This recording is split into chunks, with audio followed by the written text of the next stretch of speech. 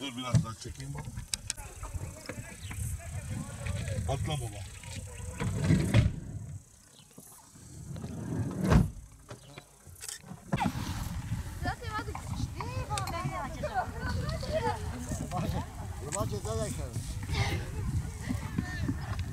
Buraya çalışmaya geliyoruz. Midyat'a gidiyoruz. Şeye de gidiyoruz. Bismillah'a da gidiyoruz. Diyarbakır, Bismil.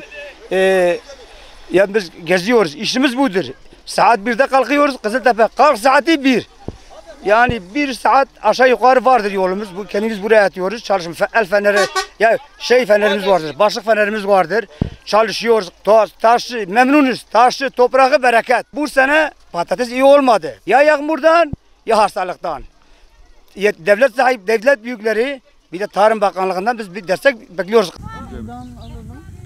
Bu tarla kimindir? Murat İlker. Tamam.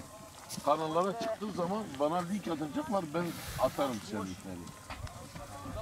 Haberlerde de çıkıyor yani. Hangi saatte çıkıyor? Em hatine patato, yemye hindike, evgeli me bindası, em dizoru zahmet yadene, em txazın, em keyfxoş bibin, yemye me baha bibe, verime ya pır yemye fakir arzanı.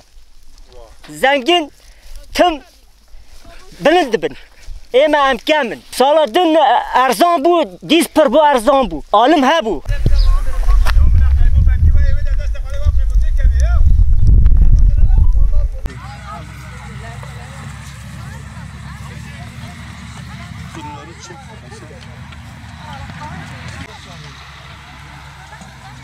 Millet perişan. Yani burada alım gücü yok. Tamam, geçen sene yömye 150 liraydı. Bir tenekeye alabiliyordun, örnek veriyorum sana. Şu an yömye 350 liradır. Bir tenekeye alamıyorsun. Akşam 2'de geliyoruz. Vallahi akşam 2'de geliyoruz. Öğlen 12'de 10'da falan gidiyoruz. Yani millet perişan. Yani bu millet gariban. Burada fabrikalar kurulsaydı böyle olmazdı. Çalışıyorum. Ha, para geliyor, gelmiyor değil. Ama geldiği gibi cepte 5 kuruş para kalmıyor. Yani millet perişan, görüyorsun milletin halini. Bak yaşlı kadınlar geliyor işe. Allah'a şükür benim durumum iyi ama bir sürü kişinin durumu yok. Alım gücü yok. Ama ne görüyorsunuz.